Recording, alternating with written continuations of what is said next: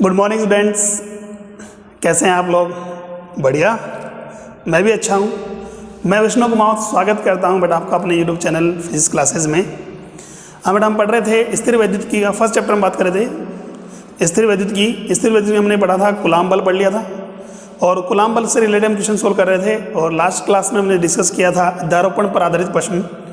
आज हम जो सोल्व करेंगे वो करेंगे साम्यावस्था पर आधारित प्रश्न। ठीक है, अब देखिए स्टार्ट करते हैं। सबसे पहले साम्यावस्था पर आधारित प्रश्न। साम्यावस्था पर आधारित प्रश्न। ठीक है, साम्यावस्था का मतलब मत करें यदि किसी वस्तु पर दो या दो से अधिक बल कार्य कर रहे हैं और वस्तु साम्य है, इसका मतलब स्थिर अवस्था में है, उस पर लगने वाला परिणामी बल कितना होगा? 0 होगा। ठीक है, इसका मतलब साम्यावस्था के लिए क्या होना चाहिए? एफ नेट की जो वैल्यू है परिणामी बल 0 होना चाहिए। इंडिविजुअल अलग अलग बल नहीं, इन सबका वेक्टर सम यानी सदिश योग कितना होना चाहिए? 0 होना चाहिए। तो वस्तु किसमें कही जाएगी? साम्य में कही जाएगी। ठीक है, तो इस टाइप के क्वेश्चंस कैसे आते हैं वो ध्यान समझेंगे आज हम। तो देखिए सबसे पहले हम बात करते हैं, बेसिक से स्टार्ट करते हैं। क्वेश्चन 1, कोई दो आवेश है मेरे पास है Q1 और Q2, दो बिंदु आवेश है हमारे पास है Q1 और Q2। इनके बीच में दूरी कितनी बेटा दे रखी है? R दे रखी है। कितनी दे रखी है बेटा? R। दो बिंदु आवेश है Q1 और Q2, परस्पर की दूरी पर है, R दूरी पर है। तो बताइए इनके मध्य बीच में कहीं भी Q0 आवेश कहाँ रखा जाए? Q0 आवेश कहाँ रखा जाए ताकि वह साम्य में रहे? दोबारा फिर बोल रहा हूँ कि Q0 की स्थिति वह स्थिति जहां वह साम्य में होगा, साम्य में होगा।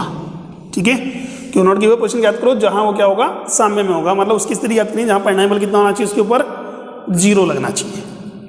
अब बात ये सर इसके ऊपर 0 बल लगाएगा कौन? बल कौन लगाएगा? सर एक तो Q1 लगाएगा और एक Q2 लगाएगा। अध्यारोपण सिद्धांत में काम में लेंगे हम, क्या काम में लेंगे? अध्यारोपण सिद्धांत काम में लेंगे। तो देखिए Q1 भी बल लगाएगा और Q2 भी बल लगाएगा। परिणामी कितना होना चाहिए? सर 0 होना चाहिए।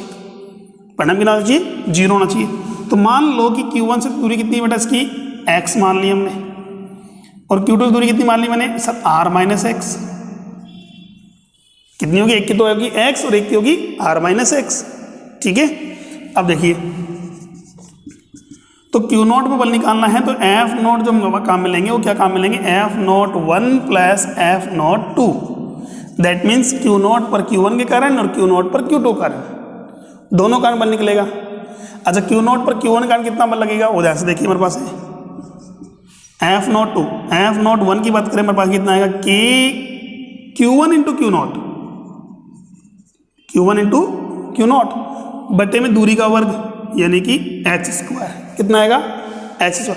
अब बात आ रही इसकी डायरेक्शन की, तो डायरेक्शन देखिए यहाँ से ध्यान से देखिए हमारे पास h², ये प्लस का है, ये प्लस का कंसिडर करें। जब तक कोई साइन नहीं दिया गया हो यानी चिन्ह नहीं दिया गया हो, क्या मानना है उसको?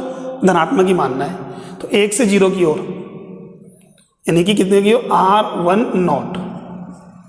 ऐसे में बात करूँ F02 अगर निकाला जाए तो बेटा कितना आएगा?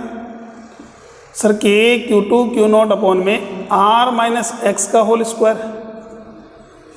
ठीक है, ये इसकी दिशा क्या होगी? सर ये भी बाहर फेंकेगा, इसका मतलब 2 से किधर की ओर? 1 की ओर यानी 2 0। मुझे पता है सर R10 और R20 दोनों इकाई सदिश हैं, दिशा परस्पर क्या है? विपरीत है। तो विपरीत दिशा में जुड़ेंगे घटेंगे? विपरीत दिशा में जुड़ते हैं घटते हैं? सर विपरीत दिशा में तो क्या होता है? घटते हैं। तो परिणामी बल कितना हो गया हमारे पास है? F0 जो होगा वो कितना होगा? K Q1 Q0 अपॉन में h² minus K Q2 Q0 upon में R माइनस एक्स का होल स्क्वायर बराबर कितना आना चाहिए? सर 0 आना चाहिए। कितना आना चाहिए? 0 आना चाहिए। इसको इधर ट्रांसफर कर दूं तो K Q1 Q0 अपॉन में h² बराबर होगा बेटा K Q2 Q0 अपॉन में R माइनस एक्स का होल स्क्वायर। ठीक है, बस में आ गई यहाँ तक। अब देखिए यहाँ से Q0 से Q0 कैंसिल आउट हो गया, K से K भी गया, तो क्या होगा हमारे पास? अंडर रूट निकाल लो। तो यहाँ से हो जाएगा x² अपॉन में आर माइनस एक्स का होल स्क्वायर बराबर होगा Q1 बटा Q2। ठीक है, चाहे तो हम यहाँ से सोल्व कर लें, हमारे पास है दोनों साइड वर्गमूल ले लें। यहाँ तो x बटे आर माइनस एक्स, यहाँ का रूट ऑफ Q1 बटे में रूट ऑफ Q2। ठीक, चलिए क्रॉस मल्टीप्लाई करते हैं बेटा। क्रॉस मल्टीप्लाई कितना होगा, x रूट ऑफ Q2 बराबर हो जाएगा Q1 आर माइनस एक्स। ठीक है, यहां से अगर बात करूं तो x का वैल्यू कितना आ रहा है, x का वैल्यू आ रहा है रूट ऑफ Q1 बटे में root of Q1 plus root of Q2, ये आ रहा है। ठीक है, बस में आ गई। देखिए इसको एक शॉर्ट मेथड और भी हमारे पास सॉल्व करने का, वैसे तो एक x की वैल्यू होगी, क्या x का मान कहीं भी Q0 पर डिपेंड कर रहा है क्या, नहीं। इसका मतलब यह है Q0 की वैल्यू कुछ भी हो जाए, Q0 का मान कुछ भी हो, उससे कोई इफेक्ट नहीं पड़ता। इस बिंदु पर रख दोगे, कहाँ से, Q1 से कितनी दूरी पर, इतनी दूरी पर अगर किसी Q0 आवेश को रख दोगे तो उस पर परिणामी बल कितना होगा, 0 होगा, चाहे उसका परिमाण कुछ भी हो, उससे कोई इफेक्ट नहीं पड़ता, चाहे प्लस में हो माइनस में हो, 2 कूलाम हो, 8 कूलाम हो, 10 कूलाम, 20 कूलाम हो, कितना भी हो, कोई फर्क नहीं पड़ेगा। क्लियर। अच्छा ठीक है सर, मान लो यहाँ से दूरी, यहाँ से ना पूछ कर यहाँ से दूरी पूछी होती तो क्या करते, तो ध्यान से देखिए मैं क्या कर रहा हूँ, यहाँ से हमने दूरी क्या मानी है, इसको तो मान लिया हमने R1, इसको मान लिया हमने R2। भाई R माइनस एक्स को क्या कर दूँ, R2 लिख दूंगा। ध्यान से देखना बेटा, ये फॉर्मूला यहाँ से आ रहा है R1 बटे R2, R1 बटे R2 की वैल्यू देखिए रूट ऑफ Q1 बटे रूट ऑफ Q2। ठीक है, अब देखिए क्या R1 प्लस R2 की वैल्यू आपको दे रखी है, दोनों का योग दे रखा है क्या, हाँ सर, R1 प्लस R2 की वैल्यू दे रखी है कितनी, R, और उस R को R1 और R2 के अनुपात में बांटना है, इस अनुपात में बांटना है। यदि किन्हीं दो राशियों का योग अगर आपको दे रखा हो और उनका अनुपात अगर आपको दिया गया हो, ठीक है, किन्हीं दो राशियों का योग अगर आपको दे रखा हो और उनका अनुपात अगर आपको दे रखा हो, तो उनके अलग अलग मान कैसे निकालेंगे। तो सबसे पहले ध्यान से देखिए बेटा, R1 की वैल्यू निकालने के लिए, इसका मान निकालने के लिए R1 का अनुपात, दोबारा फिर रिपीट कर रहा हूं मैं, यदि किन्हीं दो राशियों का योग दे रखा हो, उनका अनुपात दे रखा हो, ठीक है, तो उनका बराबर केवल अनुपात के रूप में कैसे बांटेंगे हम, हिस्सा कैसे निकालेंगे। तो R1 की निकालने के लिए R1 का अनुपात कितना है, रूट ऑफ Q1 बटे अनुपातों का योग, इसका अनुपात प्लस ये अनुपात Q1 plus root of Q2 into कुल मान R1 प्लस R2 कुल मान कितना है, R। चेक कीजिए देखिए वही आ रहा है। R1 तो क्या मानी थी हमने, X मानी थी, ये अच्छा ठीक है। अगर आप R2 पूछा जाता तो R2 को पूछा जाता, इसका मतलब R2 का अनुपात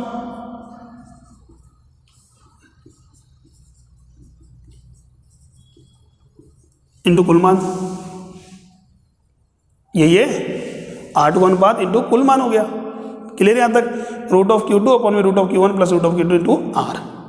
ये यहाँ ही नहीं, सब जगह बात करें, यदि किन्हीं दो राशियों का अगर आपको योग दे रखा है और उन्हें अनुपात के रूप में बांटना है, तो ये फॉर्मूला हम काम में ले सकते हैं, जिसका मान निकालना है उसका अनुपात बटे अनुपातों का योग इंटू कुल मान।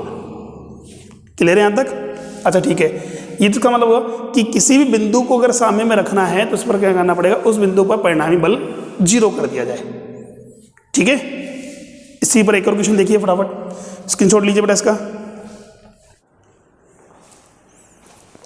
ठीक है, चलिए नेक्स्ट देखते हैं हम।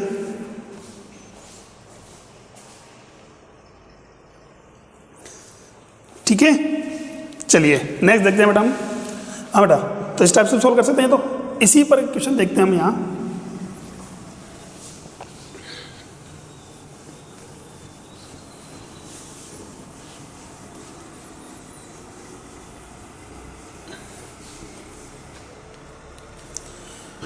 सेकंड क्वेश्चन मान लो, ये तो है मेरे पास है ई आवेश है कोई भी ई कूलाम, और ये कितना है 4E।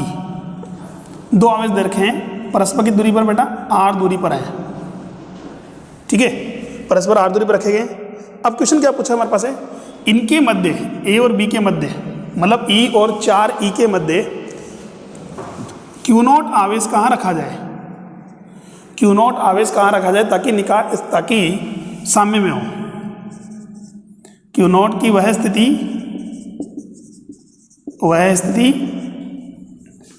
ताकि वह साम्य में रहे, साम्य में हो। तो जैसा कि हमने पहले भी डिस्कस किया बेटा, डायरेक्ट फॉर्मूला हमारे पास है। इस ई से कितनी दूरी मान ले बेटा, उससे R1 दूरी मान ले, और 4 से कितनी मान ले हम, R2 दूरी मान ले। ठीक है, बस में आ गई। अब यहाँ से क्या बताया मैडम ने, हमने पढ़ा है बेटा R1 बटे R2 बराबर है रूट ऑफ Q1 बटे रूट ऑफ Q2। तो Q1 तो कितना आ गया E, Q2 कितना आ गया 4E। मुझे क्या निकालनी, R1 की वैल्यू निकालनी है। तो R1 कैसे निकालेंगे बेटा, रूट ऑफ Q1 जैसा कि हमने पहले डिस्कस किया हुआ है बटे में root of Q1 plus root of Q2 into R। अब देखिए रूट ऑफ Q1 कितना है बेटा, E का under root E, root of E plus root of 4E, 4E का अंडर रूट कितना हो गया, 4 का अंडर रूट तो 2, अंडर रूट में इंटू R। देखिए नीचे से अंडर रूट E कॉमन ले लूँ, कैंसिल कर दें, E से E कट गया, कितना आ गया बेटा हमारे पास, R1 की वैल्यू हो जाएगी 1 बटे में 2 प्लस 1 3, R बटे 3। मतलब इस E से कितनी दूरी पर, R बटा 3 दूरी पर, 1/3 दूरी पर हमारे पास पेंडाइमल कितना होगा, उसके ऊपर 0 होगा। ऐसे अगर R2 निकालना होता तो या तो सर अगर R आपने निकाल लिया, R1 निकाल लिया है तो R में से R1 को माइनस कर दें। ये डायरेक्ट अगर आपको R2 निकालना है तो यहाँ क्या रखेंगे बेटा हम, 4E। तो 4E का मतलब कितना आएगा आंसर, 2R बटा 3। और उसको सॉल्व करने पर भी कितना आएगा, 2R बटा 3 ही आएगा। ठीक, तो इस टाइप से हम निकाल सकते, डायरेक्ट हम सोल्व कर सकते हैं। इसी में एक क्वेश्चन और आ जाता है बेटा, क्या क्वेश्चन और ऐड हो गया, अगर मैं बोल दूँ ये तो हमारे पास एक बिंदु आवेश समय में है, मतलब कौन सा, Q नॉट। तो बात करें Q नॉट का वह मान, Q नॉट का वह मान ताकि निकाय साम्य में हो। निकाय का मतलब पूरा संपूर्ण निकाय, मतलब E, Q नॉट, 4E तीनों आवेश क्या हो, साम्य में हो। ठीक है, तो इसका मतलब देखिए यहां से मत करें, निकाय साम्य का मतलब है हर एक आवेश पर बल 0 होना चाहिए। अरे भाई निकाय साम्य का मतलब एक आवेश साम्य का मतलब उस आवेश पर 0 होना चाहिए, पर निकाय साम्य का मतलब है हर एक आवेश पर बल कितना होना चाहिए, 0 होना चाहिए। ठीक है, अब हर एक आवेश में सर Q नॉट में तो बल 0 कर दिया हमने, करके वैल्यू निकाल ली हमने, Q नॉट में तो बल 0 कर ही दिया ना भाई, निकाय Q नॉट साम्य में हो। अब हमें निकालना है कि Q1 और Q2 यानी इन दोनों को E और 4E ये भी साम्य में होने चाहिए। तो इनका सोल्व करने के लिए बेटा ध्यान रखें, हमेशा कभी भी अगर बात करें मध्य वाला आवेश हो तो साम्य में है, अगर है तो किनारे में किसी एक को साम्य में कर दो, किसी भी एक को, जरूरी नहीं है कि सर दोनों को साम्य में करना पड़े, नहीं, किसी एक को साम्य में कर दो, आंसर अपने आप आ जाएगा।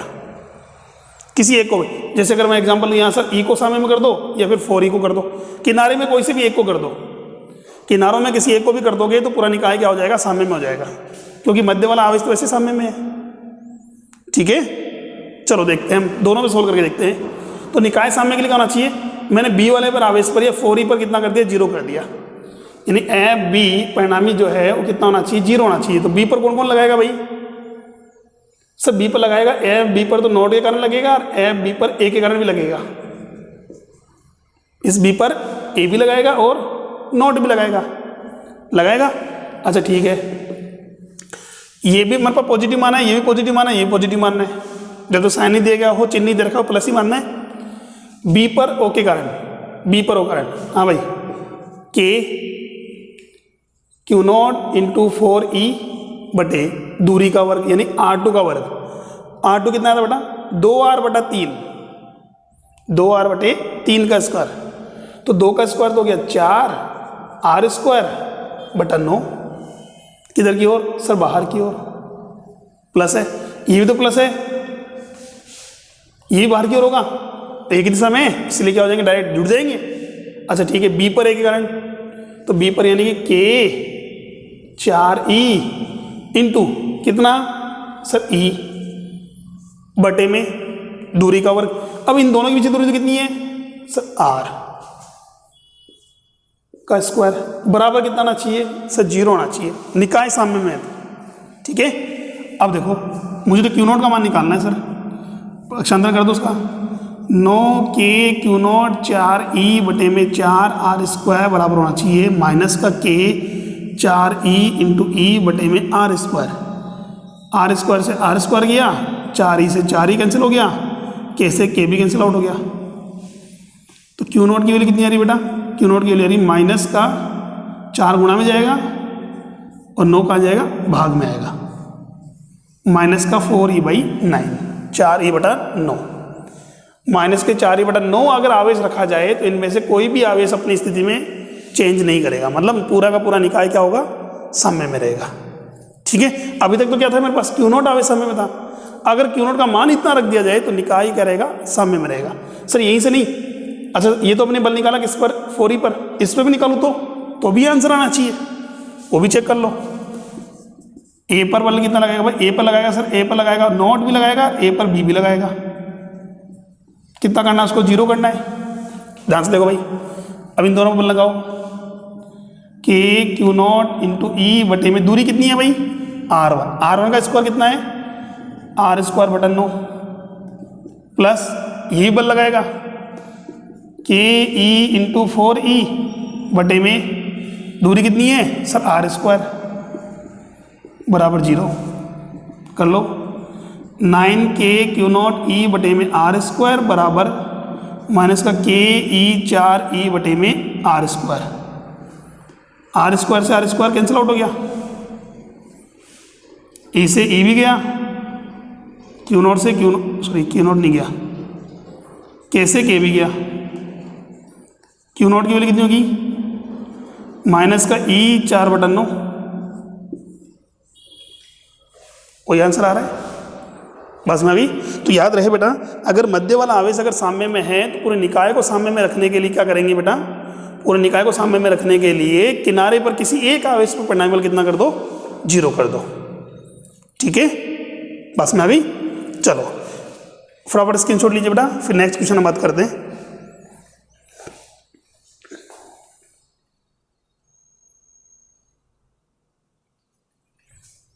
ठीक है, चलो नेक्स्ट देखिए बेटा, ये 2 आवेश की बात थी। अगर 2 से ज़्यादा अगर आवेश है तो, जैसे मान लो हमने कहा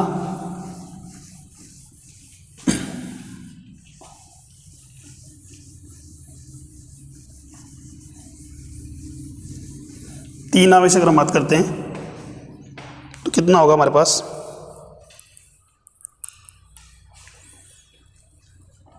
हाँ,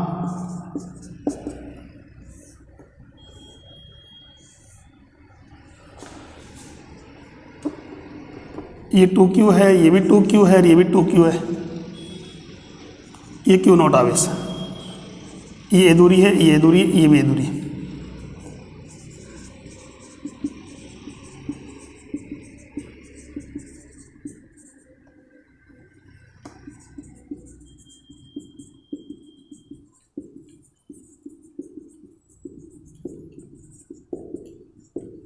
हाँ, क्वेश्चन क्या बोला हमारे पास है? एक समबाहु त्रिभुज है बेटा, ABC मान लो, इसके प्रत्येक कोने पर हमने कहा किनारों पर क्या आवेश रखा हुआ है? 3 समान परिमाण के आवेश रखे हैं, 2q, 2q एंड 2q। केंद्र पर आवेश रखा गया है कितना? Q not. अब मुझे पता है ये सममित आकृति है, हाँ सममित आकृति, जैसा कि ऑलरेडी हम पहले क्वेश्चन सॉल्व कर चुके हैं। क्यू नॉट साम्य में रहेगा नहीं का? बिल्कुल सर, क्यू नॉट तो साम्य में होगा, पर क्वेश्चन क्या पूछा है हमारे पास?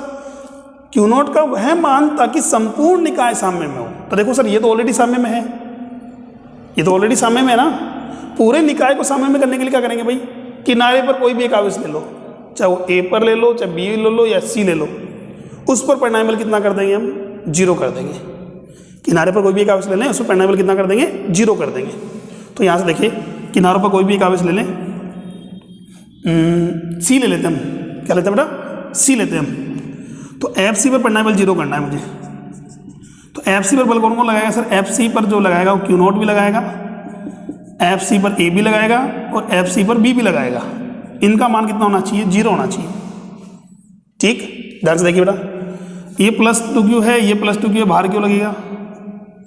ये प्लस 2q है, ये प्लस 2q, ये भी बाहर क्यों लगेगा? ये भी क्यू नॉट, ये भी बाहर क्यों लगेगा? ठीक है, इन तीनों का योग 0 होना चाहिए। चेक कर लीजिए, पहले इन दोनों को सोल्व करने हमारे पास है। देखिए सदिश नियम की बात करते हैं। हमने कहा सदिश में 3 नियम या 3 बल एक साथ हम सोल्व नहीं कर सकते। दोनों जोड़ने के लिए, सदिशों को जोड़ने के लिए 2 सदिश ही काम में लेंगे हम पहले। तो हमने चूज़ किया पहले कौन सा, सी पर बी के कारण लगने वाला बल और सी पर ए कारण लगने वाला बल को जोड़ लें। ऐसा क्यों? क्योंकि सर दोनों का परिमाण बराबर है। कोण दे रखा में कितने डिग्री पर है, 60 डिग्री पर है। परिणाम निकालना ज़्यादा ईजी रहेगा। ठीक है, तो पहले पता कर लें एफ सी ए, इसकी वैल्यू कितनी होगी, एफ सी ए की वैल्यू के Q into 2Q into 2Q कितना हो गया, 4Q² बटे में A²। ठीक है, ऐसे ही एफ सी बी की वैल्यू कितनी होगी सर, यही आएगा 4KQ² अपन में A²। कितने डिग्री पर है सर, 60 डिग्री पर काम कर रहे हैं। कितने डिग्री पर, 60 डिग्री पर। तो 60 डिग्री पर तो परिणामी कितने गुना आ जाएगा, बस 2 समान परिमाण के बल हैं, 60 डिग्री पर काम करने में परिणामी √3 गुना। मेथड आपको बताया था 2A cos θ/2 से। ठीक है, चलो तो हमारे पास कितना आएगा, इन दोनों का परिणामी जो आएगा एफ ए और बी का परिणामी वो आएगा √3KQ² अपन में A², 4√3। ठीक है, √3 गुना परिणामी ये आ गया। अच्छा अब देखिए Q0 भी तो बल लगाएगा, इन दोनों का परिणामी हो गया। अब बात करें Q0 के, F0 के, मतलब C पर F0 के कारण, ये Q0 के कारण कितना बल लगेगा, तो वो हम बात करें परिमाण कितना लगेगा बेटा। इसके परिणाम की बात करते हैं, हमारे पास है तो कितना हो जाएगा, ये बीच की दूरी कितनी मान ली बेटा हमने, R मान लो, और R का वैल्यू होगी A/√3। ये ऑलरेडी हमने पिछले वाले क्लास में हम सोल्व किया था हमने। तो कितना हो जाएगा हमारे पास, C0 के Q0 इंटू 2Q बटे में A/√3 का स्क्वायर, तो A²/3 यही होगा।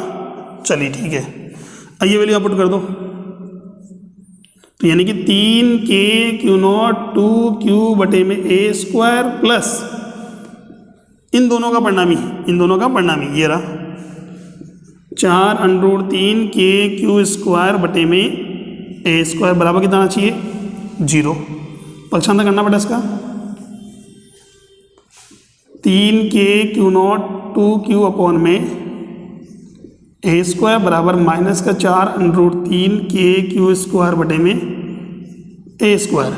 A² से A² कैंसिल आउट हो गया, और AQ से AQ भी कैंसिल आउट हो गया, K से K भी गया।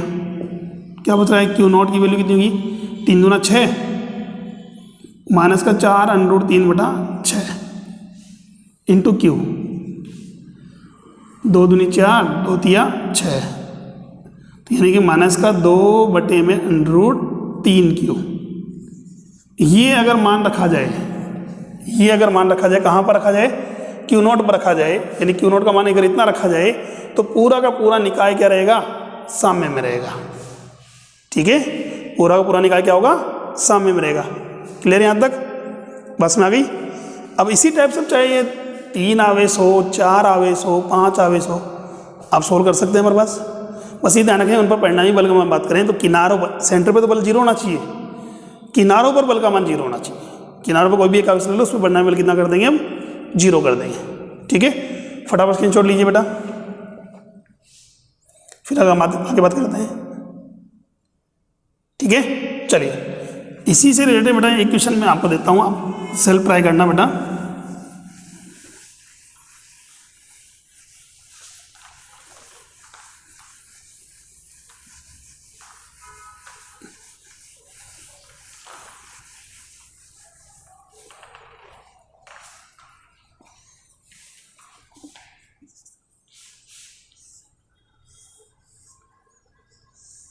एक वर्ग दे रखा बेटा, ये भुजा दे रखी कितनी, A दे रखी है, यहाँ 2Q आवेश है, यहाँ 2Q आवेश है, यहाँ Q आवेश, कैपिटल Q आवेश है।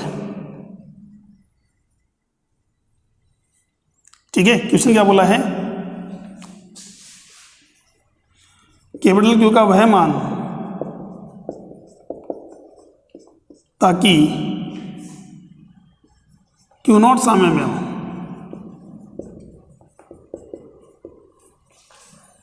कैपिटल Q का वह मान ताकि Q0 साम्य में हो, ये आपको निकालना है। एक वर्ग दे रखा है PQRS मान लो, या सॉरी ABCD मान लेते हैं, ABCD। चारों कोणों पर 4 आवेश रखे हैं, 2Q, ये Q नॉट, ये Q। तो कैपिटल Q का वह मान ताकि Q नॉट साम्य में हो। तो यानी जिसको मैंने बोला ना पर्टिकुलर किसी एक आवेश की बात करें तो साम्य में रखना है, तो उस पर परिणामी बल 0 करना है। निकाय साम्य में रखना है तो मध्य वाले आवेश तो 0 होना चाहिए, किनारों पर सभी आवेशों पर परिणामी बल कितना होना चाहिए, 0 होना चाहिए। ठीक है, सोल्व करना बेटा, ट्राई करना, नेक्स्ट क्लास में डिस्कस करेंगे इसको। ठीक है, चलिए अब हम थोड़ा पैटर्न चेंज करते हैं बेटा। नेक्स्ट पैटर्न क्या आता है हमारे पास, वो देखिए, ले लिया, ओके।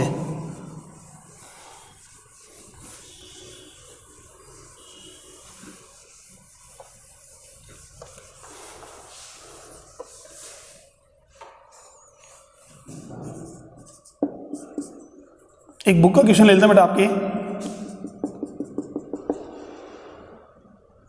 2 समान आकार के गोले, या बॉल मान लो, समान आकार के गोले जिनका द्रव्यमान कितना है, m दे रखा है, प्रत्येक का द्रव्यमान कितना रखा है, m दे रखा है, समान आवेश से आवेशित है, कितने से, q आवेश से। कितने आवेश से आवेशित है बेटा, q आवेश से आवेशित है। इन्हें किसी उभयनिष्ठ बिंदु से 2 कुचालक रस्सियों द्वारा लटकाया गया है, प्रत्येक की लंबाई कितनी है, l है। 2 समान गोले, प्रत्येक का द्रव्यमान m, प्रत्येक पर आवेश की मात्रा q है। इन्हें किसी उभयनिष्ठ बिंदु से 2 कुचालक रस्सियों, प्रत्येक की लंबाई कितनी है, l से लटकाया गया है। ठीक है, साम्य अवस्था में प्रत्येक रस्सी ऊर्ध्वाधर दिशा कितना कोण बनाती है, थीटा कोण बनाती है। साम्य अवस्था में प्रत्येक रस्सी ऊर्ध्वाधर के साथ कितना कोण बनाती है बेटा, थीटा कोण बनाती है। ठीक है, तो देखिए साम्य अवस्था की कंडीशन याद कीजिए। तो साम्य अवस्था की शर्त क्या होगी, साम्य अवस्था की आवश्यक शर्त, शर्त बोल दो या स्थिति याद करो, स्थिति क्या होगी। ठीक है, साम्य अवस्था में कब रहेगा, ध्यान से सुनना। यहां बात करें हमारे पास है किसी भी एक पर बात करें, 2 या 2 से ज़्यादा बल कार्य कर रहे हैं, तो अगर बात करें उसको सोल्व करने के लिए हम क्या करते हैं, जैसा कि हमने 11th क्लास में डिस्कस किया था गति के नियम में, उस वस्तु का क्या बनाएंगे हम, मुक्त बॉडी आरेख या मुक्त वस्तु आरेख। क्या बनाएंगे बेटा, मुक्त वस्तु आरेख बनाएंगे। तो पहले हम बात करेंगे m द्रव्यमान का जो आवेश है, इस पर कौन कौन से बल लग रहे हैं। एक तो लग रहा है mg नीचे की ओर, ये एक लग रहा है हमारे पास है बल F विद्युत बल बाहर की ओर, ये प्लस प्लस का दोनों बाहर की ओर लगेंगे। एक लग रहा है रस्सी में तनाव कितना, T। ठीक है, और ये है मेरे पास थीटा कोण। तो क्या करेंगे, इसको हम सब घटकों में तोड़ दें। साम्य अवस्था के लिए मतलब क्या होना चाहिए, परिणामी बल 0 होना चाहिए। क्षैतिज में हो तो क्षैतिज वाले परिणामी बल 0, और ऊर्ध्वाधर है तो ऊर्ध्वाधर में परिणामी बल 0। यहां बात करते हो तो कितना हो गया, T cos थीटा, ये T sin थीटा। ठीक है, बस में आ रही है एक दिन। हाँ बेटा, तो ये तो कितना हमारे पास है, T sin थीटा, ये क्या है, T cos थीटा। कैसे सर cos थीटा कैसे, ये थीटा है तो जेड शेप में ये भी एंगल थीटा बनेगा। तो यहां से बेटा क्या होगा, T sin थीटा तो कैंसिल होना चाहिए किससे बेटा, F से, और T cos थीटा कैंसिल करना चाहिए बेटा किसको, mg को। ये हुआ। यहां से अगर बात करें, अब देखिए अगर थीटा गिवन है तो टेंशन गिवन नहीं होगा, और टेंशन गिवन है तो थीटा गिवन नहीं होगा। तो यहां से अगर मान लो थीटा गिवन है, सर टेंशन गिवन नहीं है, तनाव गिवन नहीं है, दोनों का भाग दे दूं, साइन बटा कोस कितना हो जाएगा, टेन थीटा। कितना हो जाएगा बेटा, टेन थीटा बराबर एफ बटे में कितना होना चाहिए, mg। ठीक, एफ बटे में कितना आना चाहिए, mg आना चाहिए। बस में अभी यहां से बात करें, हमारे पास सोल्व कीजिए बेटा, इसको क्या करेंगे, f की वैल्यू कितनी लाएंगे, m बराबर होगा 2 आवेशों के मध्य लगने वाला बल, माना दूरी कितनी है बेटा, r, तो k क्यू स्क्वायर बटे r square, k Q square बटे r स्क्वायर, दूरी का वर्ग होगा। r तो दे ही नहीं रखी सर हमें तो l दे रखा है। तो देखिए थीटा के सामने मुझे क्या होती है, लंब त्रिभुज। देखिए हमारे पास ये त्रिभुज दिख रहा है, त्रिभुज में थीटा के सामने मुझे तो ये तो होगी लंब हो गई, ये हो गया आधार, ये हो गया कर्ण। कर्ण दे रखा है, लंब निकालना है, और लंब बराबर होता है कर्ण साइन थीटा। लंब बराबर क्या होता है, कर्ण साइन थीटा। अरे भाई त्रिभुज नियम पढ़ा है ना, लाल बटे कक्का पढ़ा है। तो लंब बटे में कर्ण बराबर कितना होता है साइन, तो एल बराबर कितना होगा के साइन थीटा। ठीक है, तो कर्ण sine theta, L sine theta पर वैल्यू आएगी। तो यानी कि वो तो किसके बराबर होगी, r/2 के। तो r/2 बराबर, चूंकि r/2 बराबर है एल साइन थीटा की, तो r की वैल्यू कितनी होगी बेटा 2l sine theta, 2l sine theta. ये यहाँ पुट कर दो, तो f की वैल्यू जाएगी KQ² बटे में 4l² साइन स्क्वायर थीटा। ये यहाँ पुटक दो, तो tan थीटा बराबर हो जाएगा मेरे पास KQ² बटे में 4l² sine square theta into mg। देखिए कई बार आपसे पूछा जाता है, अगर आवेश अगर आपको दे रखा है तो पूछा जाता है थीटा की वैल्यू क्या होगी, इसमें थीटा का मान पूछा जाता है। और कई क्वेश्चंस में हम बात करें, हमारे पास है थीटा अगर आपको दे रखा हो तो बताइए आवेश का मान कितना होगा। तो यहाँ से ये एक इक्वेशन बन गई, कंडीशन बन गई हमारे पास है, जिस साम्यावस्था के लिए काम करेगी।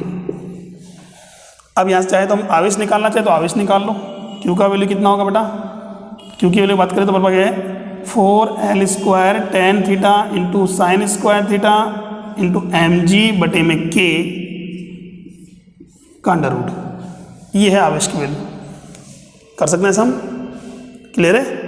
ठीक है, चाहो तो यहाँ से एल की वैल्यू भी निकाल सकते हैं हम, थीटा दे रखा हो तो इस टाइप से हम क्वेश्चन सोल्व कर सकते हैं। कुछ नहीं करना है आपको, बस उस पर परिणामी बल का मान, अगर साम्यावस्था में है तो परिणामी बल का मान कितना करना है, उस पर 0 करना है। ठीक है, बस में आ गई। चलिए नेक्स्ट क्वेश्चन और देखते हैं इसके ऊपर, फटाफट देखिए, स्क्रीनशॉट लीजिए बेटा इसका।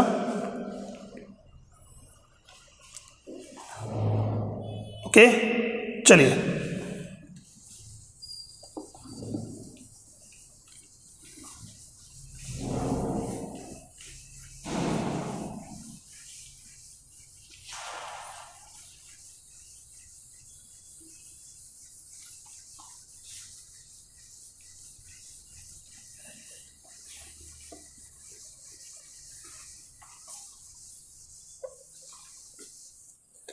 बेटा देखिए एक बढ़िया क्वेश्चन हमारे पास है, अच्छा क्वेश्चन है,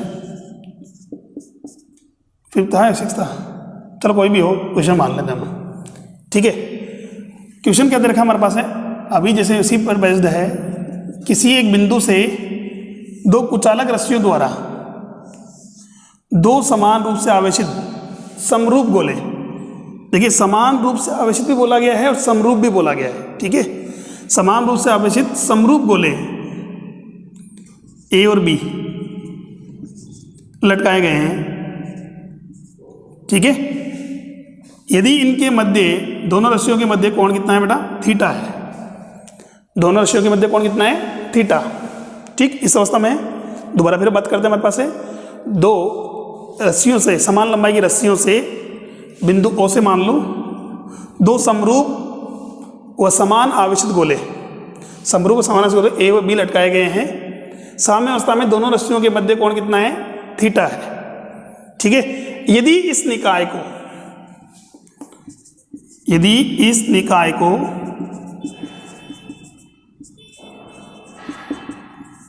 रो घनत्व वाले द्रव में डुबो दिया जाए, यदि इस निकाय को रो घनत्व वाले द्रव में डुबो दिया जाए तो उस द्रव का परावैद्युतांक, परावैद्युतांक मतलब एप्सिलॉन आर कितना होगा यदि थीटा नहीं है तो, मतलब इनके बीच में कोण उतना ही रहना चाहिए, थीटा ही रहना चाहिए। तो उस समय उस रो घनत्व वाले द्रव का परावैद्युतांक यानी एप्सिलॉन आर कितना होगा। और आपको दे रखा है ठोस जो वस्तु है, वस्तु का घनत्व सिग्मा, वस्तु का घनत्व कितना है, सिग्मा है, ये लो। ठीक है, तो रो घनत्व वाले किसी द्रव में डुबा दिया हमारे पास, तो अब हमें बताइए उसका परावैद्युतांक कितना होगा, वो निकालना है। कंडीशन बोलिए थीटा उतना ही रहना चाहिए, तो कुछ नहीं करना है। दोनों ही केसेस में बात करें, एक तो जब हवाई निर्वात में रखा गया हो और एक कब माध्यम में रखा गया हो। हवाई निर्वात में रखा गया तो भी हम tan थीटा निकालेंगे, थीटा की वैल्यू निकालेंगे, और माध्यम में रखा गया तो भी हम क्या करेंगे, थीटा की वैल्यू निकालेंगे। दोनों की थीटा क्या करते हैं, कॉमन है, इसका मतलब बराबर रखना है। क्लियर। चलिए अभी हम बात करें, यहाँ से सोल्व किया था अभी हमने, इसका एफबीडी बनाया था हमने, या फिर मुक्त वस्तु आरेख बनाया था। नीचे लग रहा था mg, इधर लग रहा था मेरे पास f, इधर लग रहा था t। अभी थीटा है तो इसलिए कितना होगा, θ/2 हो जाएगा, उससे कोई इफेक्ट नहीं पड़ेगा। जब थीटा कॉमन है तो θ/2 भी कॉमन होगा, ये हो गया θ/2, तो ये हो गया tan cos θ/2, ये tan t sin θ/2। तो सोल्व करने पर मेरे पास कितना आया था, tan θ/2 का वैल्यू आया था हमारे पास है f/mg, f/mg यही था। चलिए तो यहाँ मैं बात करता हूँ हवा या निर्वात में, हवा या निर्वात में, हवा या निर्वात की बात करते तो मेरे पास कितना होगा, tan θ/2 बराबर हवा या निर्वात में बल बटे में mg, समीकरण नंबर 1 ये रखना है। अब देखो अगर इसको माध्यम में रख दिया जाए, इसको डुबा दिया जाए, तो इसके अलावा भी और कोई बल लगेगा क्या? अगर भाई एक तो विद्युत बल लग रहा है F, एक तनाव लग रहा है, एक mg लग रहा है, इसके अलावा भी और कोई बल लगेगा चौथा बल, अगर इसको किसी माध्यम में डुबा दिया जाए तो? बिल्कुल लगेगा। कौन सा लगेगा? उत्प्लावन बल, बियॉन्ड फोर्स लगेगा, उत्प्लावन बल लगेगा। अरे आर्किमिडीज बोलता है ना, जब किसी वस्तु को अगर पानी में डुबो दिया जाए, द्रव में डुबो दिया जाए, तो उस पर एक ऊपर की ओर बल लगता है, उसका मान वस्तु द्वारा हटाए गए द्रव के आयतन के भार के बराबर होता है, यही होता है। तो यहाँ हमारे पास लगेगा एक ऊपर की ओर भी लगेगा उत्प्लावन बल, जिसे mg कहते हैं। तो जहाँ हमारे पास mg था उसकी जगह क्या मिलूंगा मैं, mg माइनस mg, विपरीत दिशा में लग रहा है ना। अरे भाई अभी मेरे पास क्या था, नीचे की ओर के लिए mg लग रहा था, अब ऊपर की ओर कितना लग रहा है, mg भी लग रहा है, तो mg थोड़े काम करेगा, mg माइनस mg काम करेगा। तो यहाँ से बात करें माध्यम की स्थिति में, माध्यम की उपस्थिति में कितना होगा, tan θ/2 इक्वल टू, वही बोला इसने, थीटा नियत रहना चाहिए, तो अभी भी हमने θ/2 ही लिया है। f की जगह क्या आएगा, f माध्यम बटे में m माइनस mg, ठीक है। तो यहां से देखिए mg क्या है, वस्तु द्वारा हटाए गए द्रव का द्रव्यमान, द्रव का द्रव्यमान। अब देखिए ध्यान से, द्रव्यमान किसका निकालना है, द्रव का निकालना है, ठीक है। पर आयतन किसका लेंगे, वस्तु का लेंगे, क्योंकि हमेशा क्या होता है, वस्तु जब पानी के अंदर डुबाई जाती है तो वो अपने आयतन के बराबर आयतन विस्थापित करती है, अपने आयतन के बराबर आयतन, द्रव्यमान के बराबर नहीं, अपने आयतन के बराबर आयतन विस्थापित करेगी। जैसे 2 लीटर की वस्तु है, 2 किलोग्राम हमने डुबाया, 2 किलोग्राम और 2 लीटर की वस्तु है, उसको पानी के अंदर डुबाएंगे तो 2 लीटर पानी विस्थापित करेगी। 2 किलोग्राम पानी विस्थापित जरूरी नहीं है, 2 लीटर विस्थापित करेगी, हाँ ये जरूरी है, बस में भी आयतन बराबर होता है। तो यहाँ बात करें कैसे निकालेंगे, तो आयतन तो मैं वस्तु का लूंगा, पर घनत्व तो किसका लूंगा, द्रव का लूंगा, क्लियर है। और वस्तु का द्रव्यमान कितना होगा बेटा, वस्तु का द्रव्यमान जो m होता है वो होगा v इंटू सिग्मा। आयतन देखो दोनों का बराबर है, आयतन दोनों का बराबर है, वहां रो है या सिग्मा है।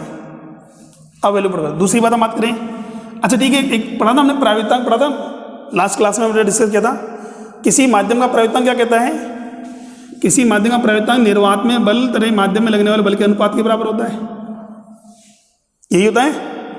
अब देखिए इसको समीकरण नंबर 3 मान लो, समीकरण 1 2 3 से बात करें, tan थीटा बराबर होगा, पहले तो ये देखो, तो f0 बटे में एफ एम बराबर होना चाहिए, सॉरी f0 बटे mg बराबर होना चाहिए एफ एम बटे में m minus m dash into g के। अरे भाई LHS बराबर है तो RHS भी बराबर होगा। यहां से बात करें तो mg ऊपर चला जाएगा, fm नीचे आ जाएगा, f0 बटे में fm बराबर होगा mg बटे में m minus m dash into g बराबर एप्सिलॉन r। यही तो निकालना है हमें, f0 बटे fm। अब देखो g से g कट गया तो एप्सिलॉन r की वैल्यू कैसे आएगी, तो देखिए एप्सिलॉन r की वैल्यू आ रही है हमारे पास कितनी,